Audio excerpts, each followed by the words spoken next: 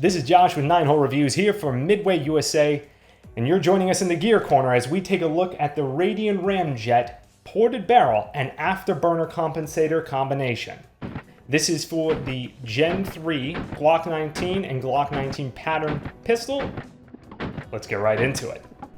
Now, if you're like me, you probably know the brand Radian from its work producing high-quality aftermarket AR parts, specifically the Raptor charging handle. But as mentioned, today we're taking a look at something in their pistol lineup. The Ramjet is a 416 stainless steel match-grade DLC-coated ported threadless barrel, and the Afterburner compensator is a effectively single-port comp, which clips onto the end of the barrel and is secured by Radian's interlock system, which is effectively a single large tapered screw that attaches and pins the compensator in place. This is a major advantage over how a normal compensator has to be attached to a threaded barrel.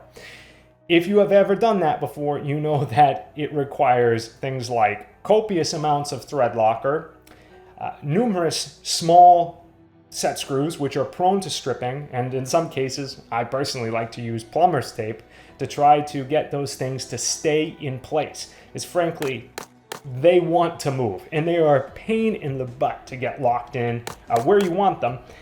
And then, of course, every time you go to take the barrel out of something like a Glock 19, you have to remove the compensator to slide the barrel out. So the serviceability that something like this design offers is absolutely fantastic. In addition, if you happen to live in a state that is anti-2A and regulates your ability to purchase threaded barrels because of how dangerous those are, then of course this is also going to be a fantastic option for you. The Ramjet barrel is legal in all 50 states as advertised by Radian. Check all your local baloney and laws. Now, we talked about serviceability for the average user. Again, awesome. Form factor, also huge win here. As you can see, the addition of this single port compensator only adds just the smallest amount of length to the gun as compared to, again, a standard 19 length. Absolutely fantastic, only adds just a tiny bit of length. It brings this basically right in line with the Glock 17. So if you have a 17 holster like this one, you can see fits perfectly. Everything good to go with respect to that. And if you do have a 19 holster, as long as the bottom is open, you can still use that holster with something like the Ramjet. It will just be slightly exposed out the bottom of the holster. So that particular element, fantastic. How the comp actually looks just at the end of the muzzle, it looks fantastic. It looks like it's made for this firearm. Instead of so many of the other compensators out there, they don't blend well. They just look like giant blocks sticking out the end of the gun. So yeah, look, in terms of form factor, fit, finish, serviceability, all off the charts wins here for this particular product. But does it actually do what we want it to do? Does it compensate effectively? Well, to answer that, I think we have to have a bit of a better understanding, or make sure that we all have the same level of understanding of what we are attempting to achieve by adding a compensator to a handgun like this. And it has to do with basically shooting more accurately, more quickly. When I have the gun and the gun goes off, the slide moves to the rear, and implicitly, based off of the forces coming back, the pistol is going to torque upwards and the sights are going to rise off target. Right? So the sights are going to rise off target, and as I return the sights to target, I'm able to fire again accurately. So if I can take out some of that vertical sight movement so that the gun is flatter and the sights are back onto the center of the target sooner, I'm able to take a more accurate follow-up shot more quickly. That's what we're trying to achieve.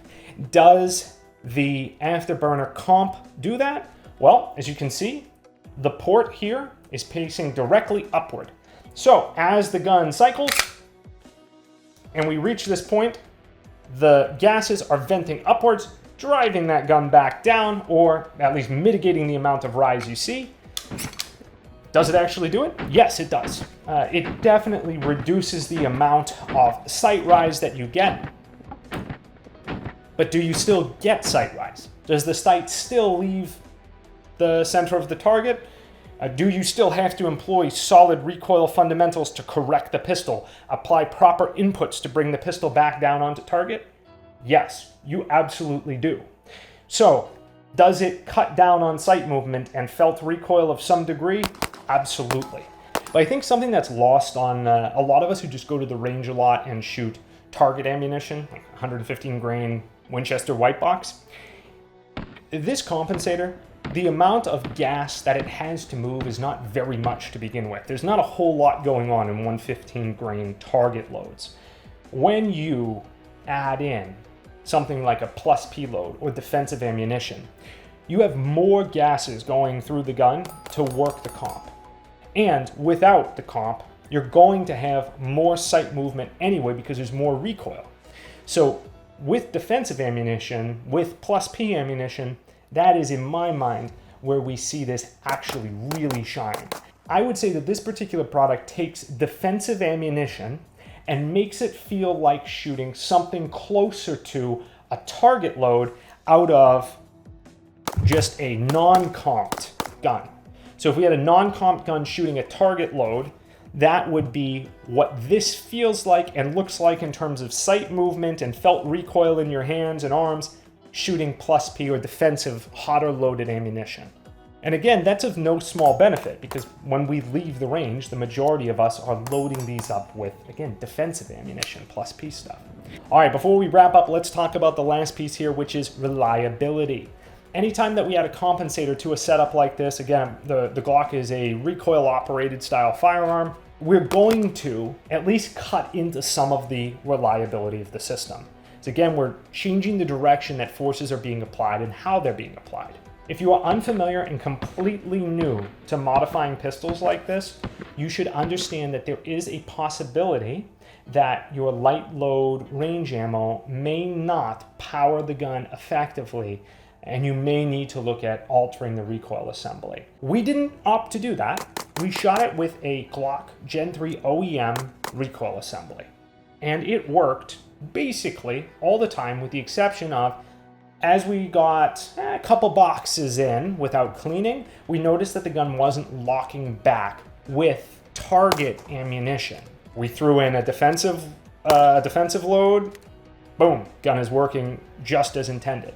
We experienced 3 total stoppages on about 1,000 rounds. The first 2 were in the very first mag as we were zeroing the optic. I think probably just the gun wearing in. It was like the first 2 of the first 5 shots, and then it sort of smoothed out. And then we had 1 failure to eject where we had a spent casing, maybe like 2 mags in.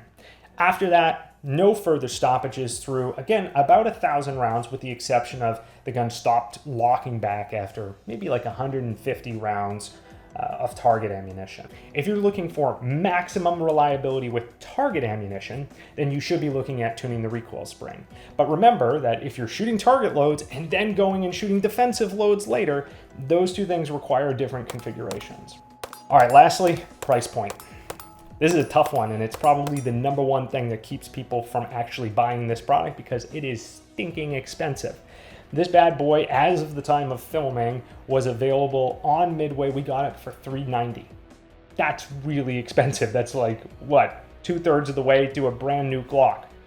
But what you do have to remember is that if you are getting a comparable configuration, another match barrel and compensator from another brand, you're still probably spending between, say, $200 to $300, depending upon which brands and versions you go for. So if you're willing to go the extra bit to gain the addition of the serviceability of the threadless design, that's a tough one. Only you can answer that one. I personally find it exceptionally effective, the serviceability element of it. Again, worth the price tag. Only you can answer that. So with that said, we hope you guys enjoyed taking a look at the Radian Ramjet and Afterburner. Until next time, we'll see you on the range.